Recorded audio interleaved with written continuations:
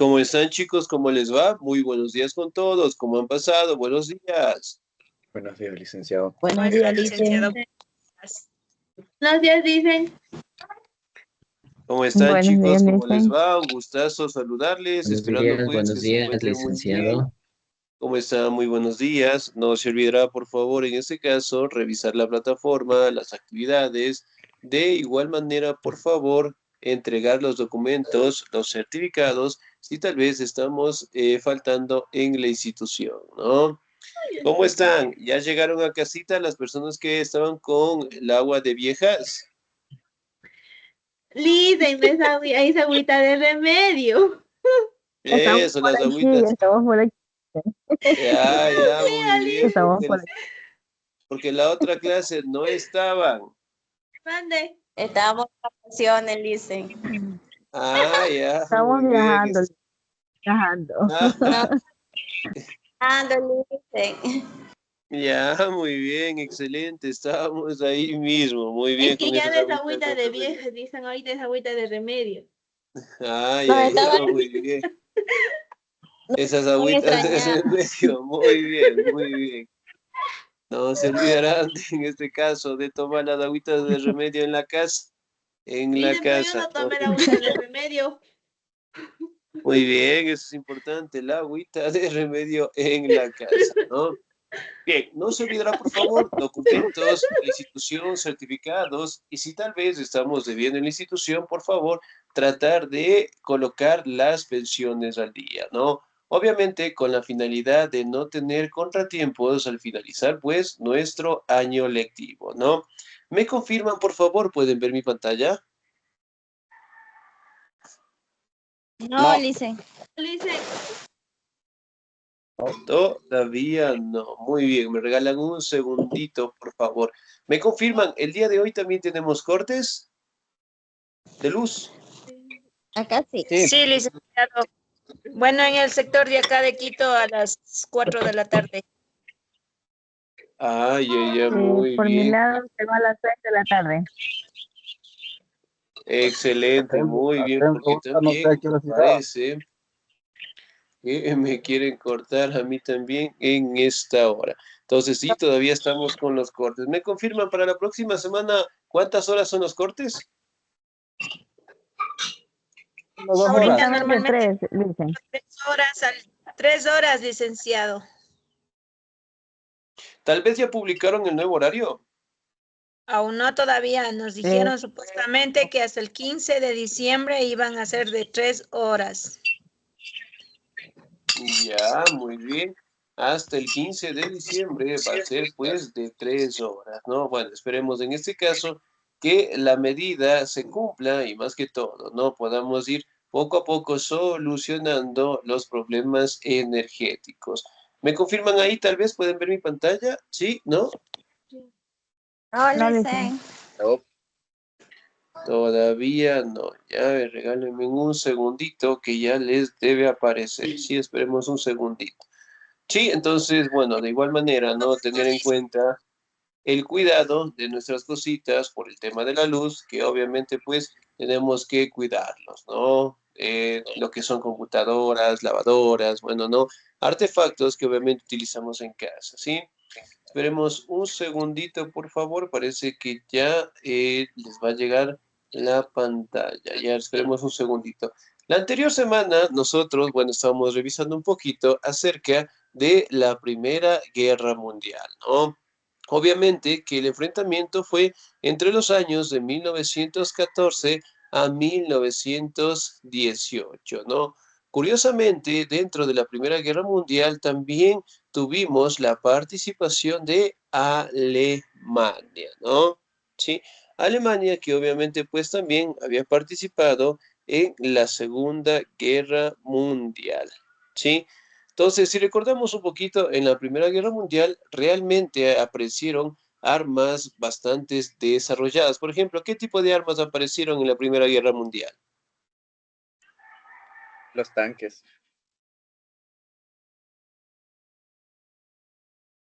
Ya, los tanques de guerra, muy bien, ¿qué más? El gas pimienta. te El escucharon. gas pimienta, muy bien. ¿Seguimos utilizando el gas pimienta todavía hasta hoy o no? Sí, Lice. Sí, aún. Sí, Lice. El gas pimienta, muy bien. ¿Qué otro tipo de gas apareció? El gas mostaza. El gas mostaza, muy bien, excelente, ¿no? ¿Cómo generalmente funciona el gas mostaza?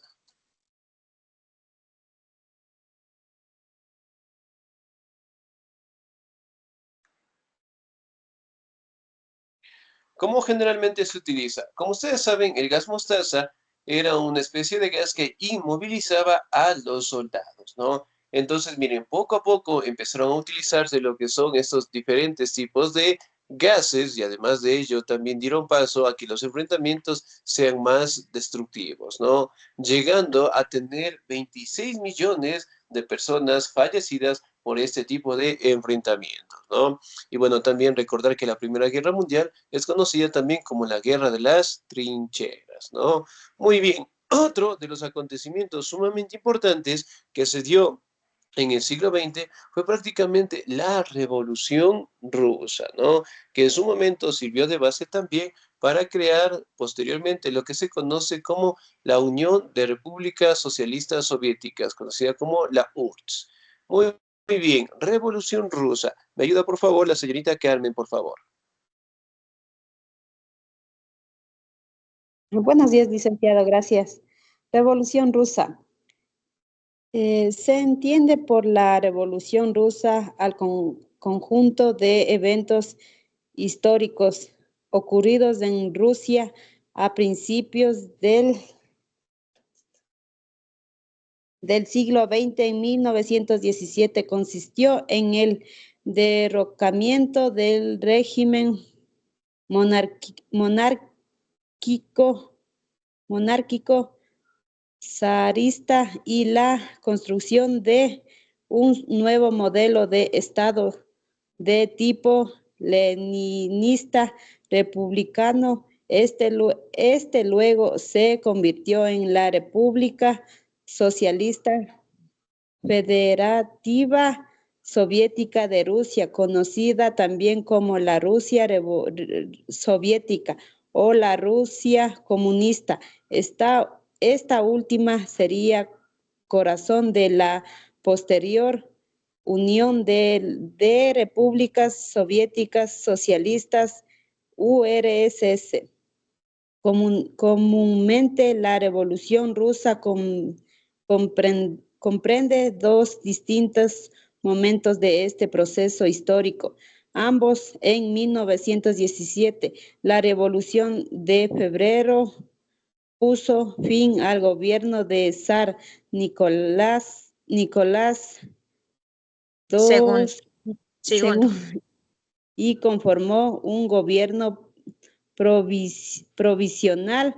La Revolución de Octubre, Vladimir Lenin y sus compañeros de partida de bolchevique derrotaron el gobierno provisional e instauraron un gobierno de tipo soviético, el Soviet de Comisarios de Pueblo reestructuraron hacia el país para colocar los cimientos de la venida Unión Soviética. Mil disculpas, licenciado, está la letra bien pequeñita, ni por más que trato de abrirle, me falla. Bueno, no es Está que me muy falla la pequeñita, vista, sino sí, que está excelente. Sí, bien no se pequeñita. preocupe, Mil está muy disculpas. pequeñita. Gracias. Muy bien, 10, muchísimas gracias. Muy bien, la Revolución Rusa prácticamente comenzó en 1917. Recordar también que años atrás prácticamente estaba bajo un régimen monárquico, es decir, bajo el emperador de los zaristas, ¿no? Generalmente aquí ocurren dos cuestiones importantes. La Revolución de Febrero, en este caso, que puso el fin del gobierno monárquico de zar Nicolás II, y su familia también, y después se conformó lo que es un gobierno provisional. Y en la Revolución de Octubre, prácticamente uno de los célebres personajes de la revolución, Lenin, Vladimir Lenin, eventualmente con su partido bolchevique, derrotaron al gobierno provisional que se había dado en febrero y instalaron lo que es un gobierno soviético, ¿no? Eso directamente dio paso a que la monarquía como tal salga de los territorios. Sin embargo, los zaristas como tal no veían con buenos ojos al gobierno más socialista, por decirlo así, un gobierno más participativo, un gobierno más democrático, ya que los monarcas como tal perdían pues todos sus privilegios en general, ¿no? Y de ahí aparece lo que son enfrentamientos, tanto de un lado por la monarquía zarista, como directamente por otro lado el partido bolchevique y la población en general, ¿no? Ahora nos vamos, Revolución Rusa. ¿Me ayuda, por favor, el señor o la señorita? La señorita Arlet, por favor. Rusa. La Revolución Rusa fue acontecimiento decisivo en la historia del siglo XX y uno de esos de los más estudiosos por los historiadores de este periodo. Despertó enormes simpatías en los sectores progeristas, las revolucionarias del mundo entre así como enormes miedos y antagonismos a una vez de sus dinastías políticas y sociales. Tuvieron luego, de hecho, muchos hablan de un corto del siglo XX, para referirse al ciclo iniciado por la Revolución Rusa en 1917 y cerrado por la caída de la Unión Soviética en 1991. Excelente, señorita, muchísimas gracias. Muy bien.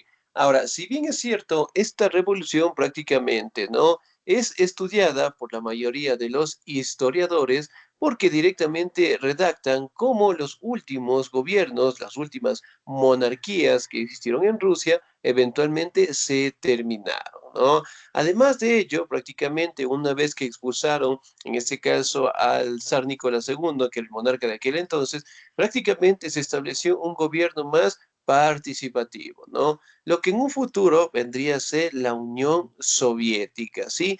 Y que ese movimiento o ese gran grupo colectivo que se llamó eventualmente logró sobrevivir hasta los años de 1991, en donde prácticamente comenzó su división, ¿no?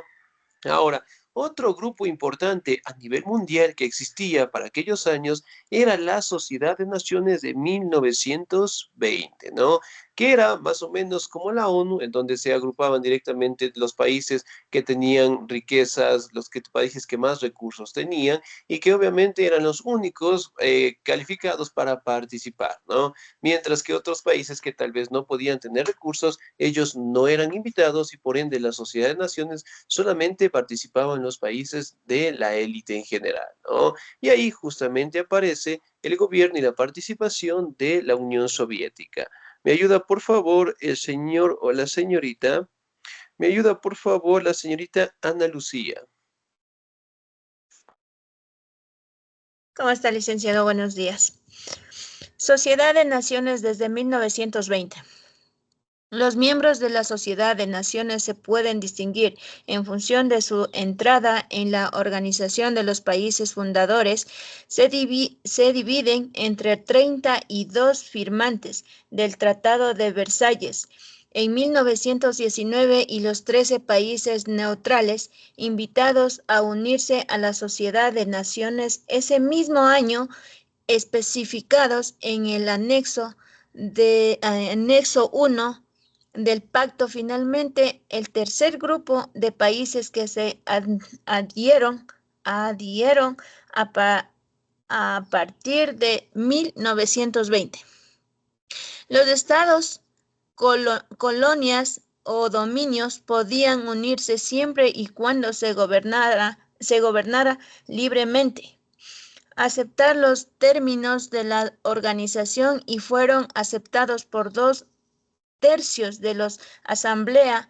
Con la creación de la organización se establece el Consejo como órganos de toma de decisión Por su importancia, se establecieron asientos permanentes y asientos temporales entre los países integrantes de este Consejo según el artículo 4,1 del Pacto de Sociedades de las Naciones.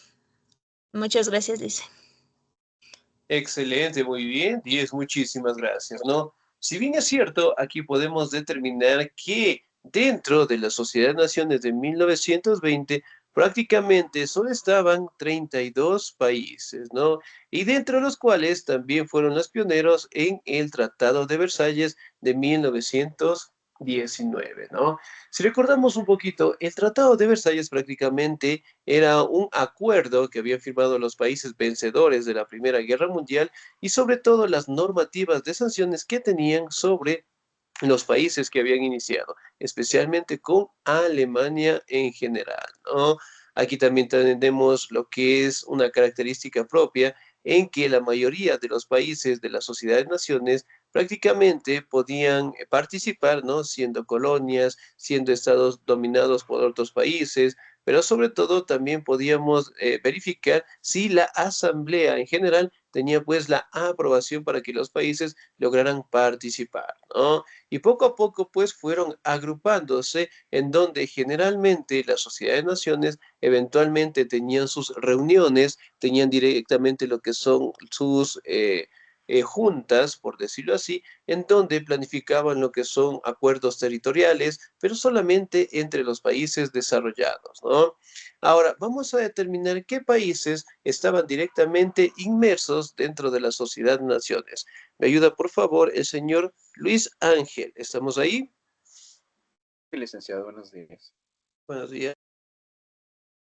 Entre los permanentes figuran las potencias vencedoras de la Gran Guerra, 1914 y 1918, Reino Unido, Francia, Japón, Italia y Estados Unidos, aunque este último país no ocupó su puesto, además del pacto preveía la futura ampliación de miembros permanentes y temporales, artículo 4,2. Así, en 1926 fue incluido Alemania como Estado permanente y en 1934 la Unión Soviética. Los hechos posteriores motivaron la retirada. Japón en 1933, Alemania en 1934 o Italia en 1936. O expulsión, URSS en 1939, por lo que en 1939 solo había 2 miembros permanentes en el Consejo, Francia y Reino Unido. Entre los miembros no permanentes, el número inicia de 4, Bélgica, España, Grecia y Brasil. Fue ampliado a 6 en 1922, 9 en 1926, 10 en 1933 y finalmente 11 en 1936. Excelente, muy bien, 10, muchísimas gracias, ¿no? Miren, por ejemplo, acá dentro del primer grupo de países que estaban en la Sociedad de Naciones, eventualmente estaban, ¿no? Los países vencedores de la Primera Guerra Mundial, Reino Unido, Francia, Japón, Italia, que directamente ocupaban cargos vitalicios dentro de estas reuniones, ¿no? Además de ello, se establece que Alemania finalmente logró ingresar en 1926, ¿no? Ya que, como ustedes saben, tenían lo que son deudas, tenían lo que son limitaciones por el Tratado de Versalles y lo que obviamente pues permitió que se uniera después, ¿no? Mientras que la Unión Soviética se unió en los años de 1934, ¿no? Eventualmente los hechos, acontecimientos, los conflictos que fueron sucediendo, eventualmente los países empezaron a disgregarse de la sociedad de naciones, ¿no? Aquí, por ejemplo, lo que era la unión, sí, de Japón, de Alemania, de Italia, que se estaban preparando para la Segunda Guerra Mundial. También hablamos de la expulsión de la Unión Soviética en 1939. También podemos hablar en este caso de que a raíz de la expulsión de la Unión Soviética, en el Consejo, ¿sí?, de los miembros de los países solamente se encontraban Francia y Reino Unido, ¿no? Que prácticamente eran los países vitalicios y permanentes, en este caso que se encontraba en la Sociedad de Naciones, ¿no? Y entre los miembros no permanentes, prácticamente, ¿no? Los países que no pueden cambiar, sí, es decir, que pueden cambiar, que pueden estar, como pueden ser expulsados, encontrábamos como España, Grecia y Bélgica finalmente, ¿no? Sin embargo, prácticamente en los años de 1922 eran 9 lo que son los países que integraban, después 10 en el 33 y finalmente 11 en el 36, ¿no? Pero obviamente pues ya mantenían lo que son discrepancias y la mayoría de los países, en este caso de Europa, estaban directamente planificando lo que son sus enfrentamientos para la Segunda Guerra Mundial, ¿no? Muy bien, la guerra civil y el nacimiento de la Unión Soviética. ¿Me ayuda, por favor, el señor o la señorita? La señorita Gina Patricia, por favor. Buenos días, licenciado. Muchas gracias. La guerra civil y el nacimiento de la URSS. Primera Guerra Mundial fue una de las causas del debilitamiento del Imperio Ruso y de triunfo de las revoluciones de 1917. Después de Octubre Rojo, Lenin se encontraba al frente del nuevo gobierno. Una de las primeras medidas que tuvo para adoptar fue poner fin a la participación rusa de la guerra. Firmó con los alemanes la paz de Brest-Litovsk en 1918, donde perdieron los países bálticos y Polonia, además de que se autorizó la evacuación de Ucrania y Finlandia. Y es aquí donde empezó a surgir la guerra civil rusa, una serie de revueltas a lo largo de todo el país instigaron la constitución de un ejército alternativo llamado Ejército Blanco para hacer frente al Ejército Rojo de Trotsky. Gracias, Lisa.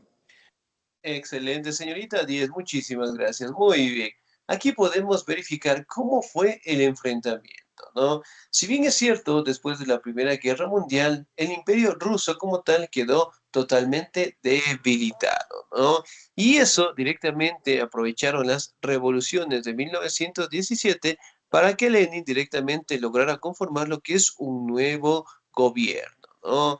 Aquí directamente, bueno, también se le conoce como el Octubre Rojo, en donde eventualmente empezaron a darse los primeros levantamientos, ¿sí? Aquí también podemos verificar en este caso de que se firmó, en este caso, lo que se conoce como la Paz de Belitrovsky en 1918, en donde los países bálticos y de Polonia eventualmente pues dieron paso a la evacuación de Ucrania y Finlandia, ¿no? Donde eventualmente eran los sitios en donde se enfrentaba tanto el ejército blanco, en este caso que era liderado directamente por el ejército zarista, mientras que del otro lado teníamos el ejército rojo de Trotsky. ¿Sí? Entonces, prácticamente estos dos ejércitos, uno directamente defendiendo la monarquía, otros directamente defendiendo el gobierno que se había creado provisionalmente, luchaban directamente por establecerse en el control de todo el territorio, ¿no? Y Lenin directamente al mando eventualmente preparaba los levantamientos en donde finalmente lograron derrotar al ejército zarista, ¿no? Sin embargo, pues fue una batalla muy dura, muy difícil. Las guerras eventualmente dieron lo que son tiempos de hambruna, enfermedades y la economía quedó estancada, ¿no? Muy bien, vamos a la siguiente diapositiva. ¿Me ayuda, por favor, la señorita Ruth Melania? ¿Estamos ahí? Sí, licenciado, buenos días. Buenos días. Un momentito. La guerra civil. A ver, perdón, estoy loca. Lenin declaró el comunismo de guerra para evitar que el país se sumiera en un caos total. Aumentaron las nacionalizaciones de forma dramática, sobre todo las de las industrias. Y en la cosecha, las medidas del mandatario Balchiverique empezaron a tener efectos rápidamente, pero la guerra civil continuó gracias a los apoyos extranjeros devastados gran parte del territorio ruso. Tras algunas conquistas de los aliados, se inició el llamado cordón sanitario. Este sistema evitaba que los aliados entraron en confrontaciones directas con el ejército rojo. Fue un éxito hasta 1920, cuando los bolcheviques reconquistaron varias zonas habían perdido territorialmente. Excelente, señorita, muchísimas gracias. Muy bien. Aquí directamente podemos determinar que Lenin declaró el comunismo de guerra, en donde eventualmente no tuvieron pues la guerra civil directamente con el partido bolchevique sobre el gobierno zarista, ¿no? La guerra civil directamente quedó devastando lo que son los territorios. Los enfrentamientos eran muy fuertes entre el ejército rojo y el ejército blanco. Y obviamente, pues aquí podemos identificar que en 1920 fue un gran éxito, ya que el gobierno de Lenin eventualmente logró ganar bastante territorio, en este caso al gobierno de Trotsky, y eventualmente lograron fundar lo que es la República Soviética, ¿no? Entonces, si bien es cierto, prácticamente se establece que el 25 de octubre de 1922, ¿sí? Fue la época y el mes, por decirlo así, el mes y el día, en donde finalmente la guerra civil terminó, ¿no? En donde el ejército rojo de Vladivostok eventualmente entró a la ciudad en donde estaba el ejército blanco, ¿sí? Los expulsaron, los enjuiciaron y eventualmente se colocaron como la forma de gobierno más representativa dentro de Rusia en general, ¿no?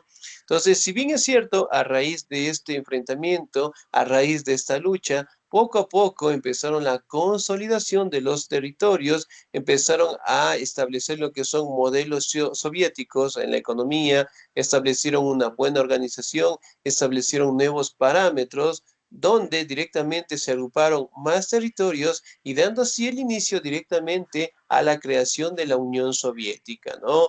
Y eso directamente no veía con buenos ojos Estados Unidos, ya que se estaba creando pues un gran bloque que obviamente le podría hacer frente, ¿no? Sin embargo, como ustedes saben, a pesar de que la Unión Soviética logró tener un gran desarrollo, tiempo después, en este caso, apareció la Segunda Guerra Mundial, ¿no? Y eso eventualmente pues dio una limitación sumamente grande al mundo, en donde eventualmente fue el enfrentamiento en donde se empezaron a crear y aplicar lo que se conoce como las bombas nucleares, ¿no? Entonces, si recordamos un poquito, la Segunda Guerra Mundial, ¿entre qué años se dieron?